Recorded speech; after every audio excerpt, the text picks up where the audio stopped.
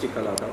मैं doctor Sushil Kothru as consultant and head of department endocrinology department में X super speciality hospital में काम कर रहा हूँ। मेरे साथ मेरे डिपार्टमेंट में डाइटिशियन वीना शर्मा जी काम कर रही है, एज एजुकेटर काउंसलर भी काम कर रही है। हम आज डिस्कस करना चाहते हैं एक्सरसाइज का रोल डायबिटीज़ मैनेजमेंट में। मैडम, एक्सरसाइज बहुत इंपॉर्टेंट रोल करता है प्ले शुगर कंट्रोल में डायबिटीज़ पेशेंट्स में। मैं चाहूँगा आज हम लोगों को बताना चाहेंगे हम एक्सरसाइज कैसे ब्लड शुगर कंट्रोल करता है डायबिटीज़ पेशेंट्स में। एक्सरसाइज ब्लड शुगर कंट्रोल में मदद करता है और इसके और भी फ़ायदे हैं। तो जो गाइडलाइंस बताती हैं कि एटलीस्ट हर किसी शुगर पेशेंट को 150 मिनट पर वीक एक्सरसाइज करना चाहिए, 30 minutes per day, that means 5 days in a week at least. कम से कम इतना तो होना चाहिए। ज़्यादा करने में कोई नुकसान नहीं है, उल्टा फ़ायदा ही है। बट जो लोग कुछ पेशेंट्स ऐसे हैं जो लोग वॉक नहीं कर सकते, means 30 minutes per day walk, 150 minutes per week, ये गाइडलाइंस है। कम से कम इससे ज़्यादा करना लाभदायक है। जो लोग वॉक नहीं कर सकते, कुछ लोग हमारे पेशेंट्स ऐसे आते हैं कि हमारे पैरों में प्रॉब्लम्स हैं, घुटनों में प्रॉब्लम्स हैं, घुटने की प्रॉब्लम्स हैं, ऑस्टियोआर्थराइटिस कॉमन है डायबिटीज़ पेशेंट्स में। कुछ और तरीके की एक्सरसाइज भी हम कर सकते हैं, लाइक स्विमिंग है, साइकिलिंग अच्छा है घुटनों की प्रॉब्लम जिनको है। पंजाबी में बोलते हैं घोड़ों की प्रॉब्लम्स हैं, घुटने ख़राब हो गए हैं, ग्रीस कम हो गई है, कार्टिलेज कमज़ोर हो जाती हैं, गल जाती हैं। तो साइकिलिंग है, स्विमिंग है, प्राणायाम योगा भी फ़ायदा करता है डायबिटीज़ कंट्रोल में। तो कुछ और एक्सरसाइजेस भी हैं। और कुछ लोग बोलते हैं डॉक्टर साहब हम बिज़ी हैं, हम अलग से वॉक नहीं कर सकते मॉर्निंग में, तो शाम को भी कर सकते हैं। ऐसा कुछ नहीं है कि मॉर्निंग ही टाइम नहीं है तो हम एक एक्सक्यूज़ बनाते हैं कि हमें वॉक करने का टाइम नहीं है। कुछ और तरीके भी हैं एक्सरसाइज करने के लिए। एक एग्जांपल देता हूँ। मेरा डिपार्टमेंट मैक्स हॉस्पिटल बठिंडा में 3rd फ्लोर पे है। तो मॉर्निंग में मैं एलिवेटर भी यूज़ कर सकता हूँ, स्टेयर्स भी यूज़ कर सकता हूँ। तो मेरे घुटने ठीक है, मैं स्टेयर्स यूज़ करता हूँ 3rd फ्लोर तक। तो एक तरीका है वॉक करने का। अब किसी का पेट डॉग है घर में, तो पेट डॉग को घुमाने ले जा सकते हैं। तो पेट डॉग को घुमाने ले जाएंगे, वो भी एक एक्सरसाइज का तरीका है। हमें शॉपिंग करने जाते हैं, बहुत कॉमन है शॉपिंग करने जाना। तो हम क्या करते हैं, गाड़ी को शॉप के पास खड़ी कर देते हैं, एक हमारा तरीका है बस। तो हमें पार्किंग में खड़ी करके वहाँ से वॉक करके जा सकते हैं। तो जहाँ भी मौका मिलता है एक्सरसाइज करने का, अपना माइंडसेट चेंज करिए, वॉक करने का तरीका ढूंढिए। एक्सक्यूज़ तो कोई नहीं है, एक्सक्यूज़ को आप चेंज करिए, आप वॉक करने का तरीका ढूंढिए। मैडम, ये तो हो गया कि हम क्या क्या तरीके हैं कि जो लोग हमारे पास आते हैं, डॉक्टर मैं बिज़नेस करता हूँ, मैं जॉब है, मेरा टूरिंग जॉब है, जहाँ भी आप स्टे करते हैं वहाँ भी कुछ एक्सरसाइज कर सकते हैं। अलग अलग तरीके की एक्सरसाइजेज हैं। बट डायबिटीज़ में हम बेस्ट एक्सरसाइजेज वॉकिंग बोलते हैं। वॉकिंग का तरीका भी क्या है, कुछ लोग बोलते हैं मैं जिमिंग जाना चाहता हूँ, मैं स्ट्रेनस एक्सरसाइज करना चाहूँगा। बट डायबिटीज़ में ये भी होना चाहिए कि इससे पहले कि कोई आप जिमिंग या कोई स्ट्रेनस एक्सरसाइजेज या कार्डियो जो करना चाहेंगे तो उनको हो सकता है अंडरलाइन कोई हार्ट डिजीज़ हो, कि डायबिटीज़ एक ऐसी डिजीज़ है, सारी बॉडी की डिजीज़ है। अगर कोई अंडरलाइन कोई हार्ट डिजीज़ है, वो कोई स्टर्नस एक्सरसाइज, स्टर्नस मीन्स कोई सीरियस कोई फिजिकल एक्टिविटी करना चाहते हैं, तो इससे पहले एक TMT टेस्ट, जो हार्ट का टेस्ट होता है, ट्रेडमिल टेस्ट, स्ट्रेस टेस्टिंग करना चाहिए कि अंडरलाइन कोई हार्ट डिजीज़ ना हो, कि वो कोई हेवी एक्सरसाइज करने से कोई कोलैप्स ना हो टेस्ट जिम में कोई हेवी एक्सरसाइज करने की वजह से। तो वो करना ज़रूरी है। कोई स्ट्रेस टेस्टिंग कराया जाए, उसके बाद उनको एडवाइस किया जाए कोई जिमिंग के लिए कोई हेवी एक्सरसाइज की जाए जिसमें वो कोई रिस्क ना लें इस टाइम। बट रूटीन पेशेंट्स को अगर एडवाइस किया जाए कि वो पहले सिंपल वॉकिंग जो बेस्ट है, अगर उनकी घुटनों की कोई प्रॉब्लम नहीं है और वो एक वॉक किया जाए, तो वॉक हमने बताया कि 150 minutes per week, 30 minutes per day, कम से कम एटलीस्ट 5 डेज ए वीक। तो वॉकिंग करने का तरीका क्या है इन पेशेंट्स के लिए, और एक्सरसाइज से हमें फ़ायदा क्या क्या मिलता है। खाली शुगर कंट्रोल करने में फ़ायदा नहीं मिलेगा। और ये भी बताना चाहेंगे खाली एक्सरसाइज एक हिस्सा है डायबिटीज़ मैनेजमेंट का। परहेज़, सैर और दवाइयाँ, प्रॉपर ट्रीटमेंट, 3 पौड़ियाँ हैं, तीनों इम्पॉर्टेंट है शुगर कंट्रोल की। एक से ही सारा कंट्रोल नहीं होना, हम स्किप नहीं कर सकते एक स्टेप को। तो तीनों चीज़ें साथ में चलेगी तो प्रॉपर कंट्रोल होगा। तो मैं चाहूँगा मैडम आप ज़्यादा रोशनी डालिए कि वॉक करने का तरीका क्या है, और इसके साथ आप बताइए साथ में एक्सरसाइज करने के शुगर कंट्रोल तो होगा ही होगा, नाल और क्या फ़ायदे आते हैं पेशेंट को एक्सरसाइज करने से, प्रॉपर वॉक करने का तरीका क्या होना चाहिए। तो जिवें कि डॉक्टर साहब ने कहा कि फिजिकल एक्टिविटी होना ज़रूरी है, एक पार्ट है शुगर मैनेजमेंट का। लेकिन ये चीज़ तुसी इस चीज़ नाल तुसी ट्रीटमेंट जो है मेडिसिन जो है उन्होंने रिप्लेस नहीं कर सकते, उसका पार्ट ज़रूर रहेगा, ट्रीटमेंट नाल साइड बाय साइड चलता रहेगा। तो सैर किदां दी होनी चाहिए है? सैर ਦੇ ਵਿੱਚ वैसे ਅਸੀਂ कहने कि अगर ਤੁਸੀਂ सैर ਲਈ जाना चाहते हो या किसी भी फिजिकल एक्टिविटी ਲਈ जाना चाहते हो तो घੱਟ ਤੋਂ ਘੱਟ ਅੱਧੇ ਤੋਂ ਪੌਣੇ घंटे ਦੀ ज़रूर होनी चाहिए है। तो ये किदां दी रहेगी? पहले और आखिरी वाले 5 मिनट जो थोड़े हैं वो हल्का फुल्का टहलना, लाइक वार्म अप टाइम जिहड़ा कह देने आप बॉडी नूं वार्म अप करन लिए हल्का फुल्का टहलना होना चाहिए। और विच वाला जिहड़ा आधा घंटा है थोड़ा वो तेज़ तेज़ चलना, यानी कि ब्रिस्क वॉकिंग। ऐसा नहीं है कि तुसी कहो कि इसका आधा घंटा टहल के आगे तो वो सैर होगी, वो सैर नहीं है। सैर करने का प्रॉपर तरीका यही है। लेकिन अगर आप पेशेंट को कह दें हूँ पेशेंट ने कभी फिजिकल एक्टिविटी की ही नहीं, तो ऑबवियस है कि उसके लिए आधा घंटा लगातार सैर करना मुश्किल हो सकता है। पेशेंट को साह चढ़ रहा है, पेशेंट जल्दी थक रहा है, तो आधा घंटा वो कंप्लीट नहीं कर पा रहा। तो शुरुआत तुसी कितना करोगे? पहला तुसी 15 मिनट तो शुरुआत कर सकते हो। 15 मिनट कितना के होने चाहिए? पहले वाले और आखिरी वाले 5 मिनट तुसी हल्का फुल्का टहलोगे और विच वाला जिहड़ा 5 मिनट है वो तेज़ तेज़ चलना, यानी कि ब्रिस्क वॉकिंग होएगी। हर हफ्ते तुसी की करना है, विच वाले 5 मिनट वधांदे जाने। जिवें 5 मिनट तो 7 मिनट करोगे, फिर 10 मिनट करोगे, फिर 12 मिनट करोगे, फिर 15 मिनट करोगे, तो हौली हौली जब तक तुसी अद्धे घंटे तक नहीं पहुँचते उद तक तुसी हर हफ्ते 5-5 मिनट वधांदे रहोगे या 2-4 मिनट विच वधांदे रहोगे। ब्रिस्क वॉकिंग वाला जो पार्ट है उस नाल तुहानूं फिजिकल एक्टिविटी की आदत पै जाएगी। हुण अगर सैर करने की आदत नहीं है, सैर करना पसंद नहीं है या टाइम नहीं है, तो इसकी जगह तुसी बाकी दी फिजिकल एक्टिविटीज़ वाल भी जा सकते हो। या जिन्हां दी नज़र बहुत ज़्यादा कमज़ोर है, दिखाई नहीं दे रहा पेशेंट को, क्योंकि अगर ज़्यादा एडवांस डायबिटीज़ हुंदा है अगे जाके, जिवें पुराना डायबिटीज़ है पेशेंट की नज़र पर असर पै जाता है। काफ़ियां की नज़र बहुत ज़्यादा कमज़ोर हो जाती है, पेशेंट को दिखाई नहीं दिंदा, या पैर बहुत ज़्यादा सुन हो जाते हैं, पेशेंट किधर पैर रख रहा है पेशेंट को पता नहीं चलता, तो उदों की हो सकता है पेशेंट बार बार गिर सकता है। अगर पेशेंट बार बार गिरेगा तो फ्रैक्चर होने का रिस्क बढ़ जाएगा। अगर नज़र कमज़ोर रह रही है या पेशेंट के पैर बहुत ज़्यादा सुने हैं, पेशेंट को पता ही नहीं चल रहा कि पैर कितने रखा है कितने नहीं रखा है, या पैर पे कोई भी जख्म है या जोड़ दर्द कर रहे हैं, तक ही करोगे तो सैर नहीं करनी, ठीक है। क्योंकि अगर नज़र कमज़ोर है, पेशेंट को चंगी तरह दिखाई नहीं देगा या पैर बहुत ज़्यादा सुने रहेंगे, तो पेशेंट के गिरन के चांसेस बढ़ जाएंगे, गिरन के नाल फ्रैक्चर होने का रिस्क ज़्यादा बढ़ सकता है, ठीक है। तो तुसी सैर नहीं कर सकते, तुसी हल्का फुल्का योगा कर सकते हो, अपने कंफर्ट लेवल के हिसाब नाल करना है। कोई भी एक्सरसाइज, किसी भी तरह की फिजिकल एक्टिविटी ज़बरदस्ती नहीं करनी। कुछ एक्सरसाइजेस भी ऐसे होती है ना जो आप सिटिंग एंड स्टैंडिंग में भी कर सकते हैं, एक जगह बैठ के भी कर सकते हैं। कुछ एक्सरसाइजेज ऐसे भी हैं, योगा प्राणायाम के एक्स्ट्रा भी कुछ एक्सरसाइजेस हम एडवाइस करते हैं पेशेंट्स को। स्ट्रेचिंग एक्सरसाइजेस हैं, स्ट्रेंथनिंग एक्सरसाइजेस हैं, और अपने डॉक्टर से या अपने जो फिजियोथेरेपिस्ट से मिलके भी कुछ एक्सरसाइजेस वो कर सकते हैं। तो ये पेशेंट को ध्यान रखना पड़ेगा, प्रॉपर फुटवेयर पहन के एक्सरसाइज करनी, वॉक करना है।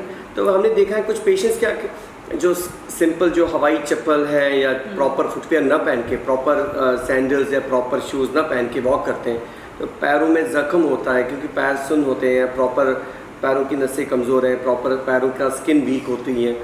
तो प्रॉपर सॉक्स ना पहने के, प्रॉपर फुटवेयर ना पहन के वॉक करने जाते हैं, पैरों में चोट लग जाती है, ज़ख्म हो जाते हैं, छाले हो जाते हैं, तो फ़ायदा के बदले नुकसान हो जाता है। तो प्रॉपर फुटवेयर पहन के वॉक करना है, ये इम्पॉर्टेंट है। बिल्कुल। एंड हार्ट पेशेंट भी ज़बरदस्ती कोई भी फिजिकल एक्टिविटी नहीं करेंगे अगर सांस फूल रहे हैं, या किडनी पेशेंट है कोई भी स्ट्रेनस एक्सरसाइज नहीं करेंगे, ठीक है। हाई शुगर, बिल्कुल हाई शुगर लेवल से, अगर शुगर लेवल काफ़ी हाई है तो उदों भी किसी तरह की कोई भी स्ट्रेनस एक्सरसाइज नहीं करोगे। लेकिन अगर दूसरी तरफ आप एक नॉर्मल पर्सन की गल करते हैं, शुगर पेशेंट है, फिजिकल एक्टिविटी का रोल उसकी लाइफ में बिल्कुल है शुगर मैनेजमेंट के विच, वो किस तरह की एक्सरसाइज कर सकते हैं, जिमें वॉकिंग, सैर करने का तरीका तो मैं थोड़ा दस ही दिता कि किदां दा होना चाहिए है। इस तो इलावा की कर सकते हैं, जिमें डॉक्टर साहब ने दसिया सीगा कि अगर वो लिफ्ट ना यूज़ करके स्टेयर्स यूज़ कर सकते हैं, या अपने घर के अगर कोई पैट है उसको घुमाने लिए लेके जा सकते हैं, या गड्डी में दूर पार्क करके अगर कहीं शॉपिंग लिए जा रहे हैं, मार्केट लिए जा रहे हैं, तो थोड़ा जहा चल के भी जा सकते हैं।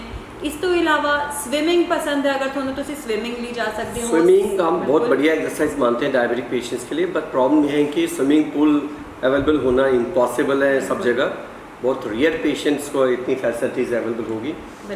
योगा प्राणायाम का क्या रोल है? योगा प्राणायाम से मेंटल रिलैक्सेशन मिलता है, मेडिटेशन से मेंटल रिलैक्सेशन मिलता है, उससे भी शुगर बेटर कंट्रोल में होता है। बट एक्सरसाइज के और क्या फ़ायदे हैं? हमें लगता है कि बस हमारा शुगर थोड़ा बेटर होगा, एक्सरसाइज से ब्लड फ्लो बेटर हो जाता है, हार्ट की नई नाड़ियाँ बन जाती हैं। अगर हार्ट की अपनी पुरानी नाड़ियों में ब्लॉकेज बनता है तो हार्ट अटैक का रिस्क कम हो जाता है। मेंटल रिलैक्सेशन होने के साथ नींद अच्छी आती है। तो जिन पेशेंट्स को प्रॉपर नींद नहीं आती तो नींद बेटर हो जाती है, और जो प्रॉपर नींद की दवाइयाँ भी लेते हैं तो हो सकता है उनको नींद की दवाइयाँ नहीं लेनी पड़े। जोड़ों की प्रॉब्लम्स बेटर हो जाती है, क्योंकि जोड़ स्टिफ हो जाते हैं, मसल स्टिफ हो जाते हैं, तो ये देखा गया है। तो घुटनों जोड़ों की प्रॉब्लम्स बेटर हो जाती है। तो वॉक का ये भी फ़ायदा है। मसल्स में अकड़न जो है वो बेटर हो जाती है। तो वेट गेन होने की वजह से इंसुलिन काम कम करता है, इस वजह से शुगर बढ़ने के चांसेस बढ़ जाते हैं। तो वेट लॉस होने की वजह से इंसुलिन रेजिस्टेंस कम हो जाता है, जिससे शुगर बेटर कंट्रोल होता है। और हमें ध्यान में रखना चाहिए, वेट गेन होने की वजह से, ओबेसिटी होने की वजह से मल्टीपल कॉम्प्लिकेशंस होती है। तो वेट लॉस होने की वजह से ब्लड प्रेशर बेटर कंट्रोल होता है, कोलेस्ट्रॉल बेटर कंट्रोल होता है, और जो सांस की प्रॉब्लम्स होती है, जिसमें हम ऑब्स्ट्रक्टिव स्लीप एपनिया भी बोलते हैं, खराटों की प्रॉब्लम्स, स्नोरिंग की प्रॉब्लम्स कम हो जाती है।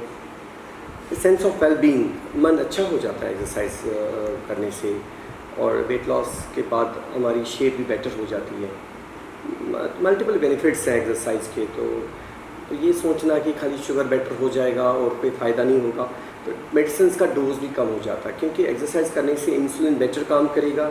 अगर इंसुलिन पे हैं आप तो डोज कम होगा, मेडिसिन का डोज कम होगा। मल्टीपल बेनिफिट्स हैं एक्सरसाइज करने का। एक्सरसाइज करना अनिवार्य होना चाहिए अपने डे टू डे प्रोटोकॉल में, लाइफस्टाइल में, उससे बेटर फ़ायदे होंगे। मेडिसिन भी डोज कम रहेगा, हार्ट अटैक का रिस्क कम रहेगा, कोलेस्ट्रॉल बेटर कंट्रोल रहेगा, शुगर बेटर कंट्रोल रहेगा, आपका माइंड बेटर फील करेगा, सेंस ऑफ वेलबींग भी रहेगा। तो मैडम ने जैसे बताया तरीका, उसको फॉलो करिए आप। और हमारे जो हेल्पलाइन नंबर्स हैं, कुछ भी आपकी कोई क्वेरीज रहेगी किसी तरह की, डायबिटीज़ के बारे में, थायराइड के बारे में, आप कभी भी हमसे कांटेक्ट करेंगे। Thank you ma'am. मैं चाहूँगा कि आप कुछ ऐड करना चाहेंगे, कुछ बोलना चाहते हैं तो आप ऐड करिए। और एक्सरसाइज और फिजिकल एक्टिविटी सिर्फ शुगर पेशेंट ਲਈ ही नहीं, अगर एक नॉर्मल पर्सन भी है उसਨੂੰ भी फ़ायदा करेगी। एंड इस ਤੋਂ ਇਲਾਵਾ ਬਾਕੀ ਐਕਸਰਸਾਈਜ਼ ਜਾਂ ਫਿਜ਼ੀਕਲ ਐਕਟੀਵਿਟੀ ਦਾ ਤਰੀਕਾ ਕੀ ਹੋ ਸਕਦਾ ਹੈ, ਜਿਵੇਂ ਤੁਸੀਂ ਡਾਂਸ ਕਲਾਸ ਜੁਆਇਨ ਕਰ ਸਕਦੇ ਹੋ, ਗੇਮਸ ਵੀ ਖੇਲ ਸਕਦੇ ਹੋ। ਆਪਣੀ ਪਸੰਦ ਦੀ ਐਕਟੀਵਿਟੀ ਕਰਨ ਦੇ ਤੁਹਾਨੂੰ ਦੋ ਫਾਇਦੇ ਹੋਣਗੇ। ਇੱਕ ਤਾਂ ਤੁਸੀਂ ਖੁਦ ਟਾਈਮ ਨਿਕਾਲੋਗੇ, ਅਦਰਵਾਈਜ਼ ਕੀ ਹੁੰਦਾ, ਕਾਫੀ ਪੇਸ਼ੈਂਟਸ ਅਸੀਂ ਦੇਖੇ ਕਿ ਸਿਰਫ ਬਹਾਨੇ ਬਣਾਉਂਦੇ ਰਹਿ ਜਾਂਦੇ ਆ ਕਿ ਅੱਜ ਠੰਡ ਜ਼ਿਆਦਾ ਸੀ ਜਾਂ ਅੱਜ ਗਰਮੀ ਜ਼ਿਆਦਾ ਸੀ, ਘਰ 'ਚ ਕੋਈ ਆ ਗਿਆ ਸੀਗਾ ਇਸ ਲਈ ਅਸੀਂ ਜਾ ਨਹੀਂ ਪਾਏ, ਅੱਜ ਨਾਲ ਕੋਈ ਫਰੈਂਡ ਸੀਗਾ ਉਹ ਸੀਗਾ ਨਹੀਂ, ਚਲੋ ਕੋਈ ਗੱਲ ਨਹੀਂ, ਮੈਂ ਵੀ ਨਹੀਂ ਜਾਂਦੀ ਜਾਂ ਮੈਂ ਵੀ ਨਹੀਂ ਜਾਂਦਾ। ठीक है, अगर थोड़ी पसंद की एक्सरसाइज होएगी, अगर थोड़ी पसंद की फिजिकल एक्टिविटी होएगी, तुम खुद टाइम निकालोगे कि नहीं अज तो मैंने जाना ही है, अज इन्ने बजे तो मैंने टाइम दिता होया किसी ने। पहला फायदा ये होएगा। और दूसरा फायदा ये होएगा कि थोड़ा माइंड रिलैक्स रहेगा, जिवें कि डॉक्टर साहब ने कहा, अगर थोड़ा माइंड रिलैक्स रहेगा थोड़ी 50% प्रॉब्लम उत्थे ही सॉल्व हो जाएगी। आधे पेशेंट्स ये भी बोलते हैं डॉक्टर साहब मैं तो घर का इतना काम करती हूँ, लेडीज़ की बड़ी कॉमन इश्यूज रहते हैं, डॉक्टर साहब मैं तो इतना काम करती हूँ तो वॉक करने की लोड ही क्या है। ये जो मैडम ने आपको आज एक्सरसाइज बताई है, जो फिजिकल एक्टिविटी बताई है, ये ओवर एंड अबो रूटीन घर का काम है, उसके एक्स्ट्रा में करना पड़ेगा। बिल्कुल ये नहीं ऐसा कि आप घर का काम कर रही हैं तो उसका दैट मीन्स कि आपको बाकी वॉक नहीं करना। एंड आजकल घर का काम वैसा भी नहीं है। पहला चक्की नाल आटा खुद पीसते होंगे सीगे, पहला मिक्सर ग्राइंडर नहीं होंगे सी। आजकल जिन्हों आप कह दें लेबर सेविंग डिवाइसेस, चाहे वो वॉशिंग मशीन है, मिक्सर ग्राइंडर है, पीसिया पसाया आटा मिल जाता थानू, पहला की तरह थानू मसाले खुद हाथ नाल लिया तट कुंडी सूटा एंड ऑल है ना, उस नाल नहीं पीसने पैंदे। सब कुछ अजकल थानू रेडीमेड मिल जाता है। हर एक घर के मेड्स हैं। पहला टाइम होंदा सीगा, पहला कहंदे सीगे कि अगर एक लेडी वर्किंग हैगी है, वैसे तो काफ़ी वर्किंग लेडीज़ हुण भी घर का काम कर दी हैं, चलो we should appreciate them background में ज़्यादा बिल्कुल बिल्कुल। लेकिन आजकल वैसे काम नहीं रहे। अगर एक खेती का काम देखा जाए या घर का काम भी देखा जाए, किसी भी तरह का काम देखा जाए तो इतना ज़्यादा मेहनत वाला नहीं है। हाँ कुछ काम ज़रूर हैं मेहनत वाले, चलो तो साइड इशू। अगर मैं डिबेट करूँ फ्रॉम दिस टॉक, जो बहुत इंपॉर्टेंट इशू है हमारे सोसाइटी में, बहुत बड़ा इशू है। बच्चों को आजकल कंप्यूटर गेम्स देते हैं, टीवी गेम्स होते हैं, और बच्चों को एक जगह इंडोर गेम्स में हम ज़्यादा इन्वॉल्व कर रहे हैं। आउटडोर गेम्स बिल्कुल बंद हो गई हैं, और इंडोर गेम्स से बिठा के एक कोल्ड ड्रिंक हाथ में दे देते हैं, और चिप्स और जो लेज़ के चिप्स के पैकेट हाथ में, और जंक फूड्स, बर्गर्स, पिज़्ज़ाज़ हैं। तो तो ये आप हमें अवॉइड करना चाहिए। आउटडोर गेम्स में उनको प्रोत्साहित करना चाहिए, एनकरेज करना चाहिए, आउटडोर गेम्स में पार्टिसिपेट करें।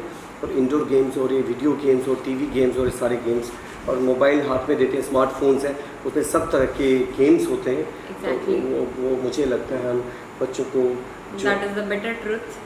हाँ, तो वो हमें अवॉइड करना चाहिए और आउटडोर गेम्स में इनको एनकरेज करना चाहिए। जो स्पोर्ट्स है आउटडोर जैसी गेम्स ਤੁਸੀਂ ਖੁਦ ਖੇਲਦੇ ਹੁੰਦੇ ਸੀਗੇ, ਚਾਹੇ ਉਹ ਘਰ ਦੀ ਗਲੀ ਦੇ ਵਿੱਚ ਹੀ ਖੇਲਦੇ ਹੁੰਦੇ ਸੀਗੇ, ਵੈਸੀ ਆਊਟਡੋਰ ਗੇਮਸ ਹੋਣੀ ਚਾਹੀਦੀਆਂ ਜਿਸ ਦੇ ਵਿੱਚ ਬਾਡੀ ਯੂਜ਼ ਹੋਏ, ਐਕਟਿਵ ਹੋਏ, ਵੈਸੀ ਹੋਣੀ ਚਾਹੀਦੀਆਂ। ਸਿਰਫ ਐਂਟਰਟੇਨਮੈਂਟ ਨਹੀਂ, ਐਂਟਰਟੇਨਮੈਂਟ ਤੁਹਾਨੂੰ ਬੈਠ ਕੇ ਵੀ ਮਿਲ ਜਾਏਗਾ ਔਰ ਐਕਟੀਵਿਟੀ ਨਾਲ ਵੀ ਮਿਲ ਜਾਏਗਾ, ਬਟ ਉਹ ਐਕਟੀਵਿਟੀ ਕਿਹੜੀ ਹੋਏਗੀ जिससे ਤੁਹਾਡੀ ਬਾਡੀ ਯੂਜ਼ हो रही है। आप इनके साथ एक डाटा शेयर करेंगे। पंजाब ओबेसिटी में नंबर 1 है एंड चाइल्ड ओबेसिटी इंडिया में एपिडेमिक प्रोपोर्शंस में है। और हम day to day routine OPDs में बच्चों में इतनी ओबेसिटी देख रहे हैं, क्योंकि हमारे पास पेशेंट्स तो खुद आते हैं लेकिन वो बच्चे साथ में एकम्पनी करते हैं। हम कह रहे हैं आपको ट्रीटमेंट से ज़्यादा आपके बच्चों को ट्रीटमेंट की ज़रूरत है। चाइल्ड ओबेसिटी की वजह से उनमें बच्चों में टाइप 2 डायबिटीज़, जो हम बोलते थे एज वाला डायबिटीज़ होता था, जो टाइप 2 डायबिटीज़ जो 40 साल के बाद होता, बच्चों में ओबेसिटी की वजह से टाइप 2 डायबिटीज़ आना स्टार्ट हो गया और मल्टीपल और भी प्रॉब्लम्स आना स्टार्ट हो गई। प्लीज़ बच्चों को ओबेसिटी से बचाइए। और जो आपको आज मैडम ने हेल्दी डाइट हमें पुरानी वीडियो में एक्सप्लेन किया है और लाइफस्टाइल जो एक्सरसाइज के बारे में बताई है, वो खाली अपने लिए अप्लाई नहीं करिए, अपनी फैमिली के लिए अप्लाई करिए और रोज़मर्रा की ज़िंदगी में हेल्दी लाइफस्टाइल अपनाइए और प्रिवेंट करिए डायबिटीज़ और ओबेसिटी। Thank you.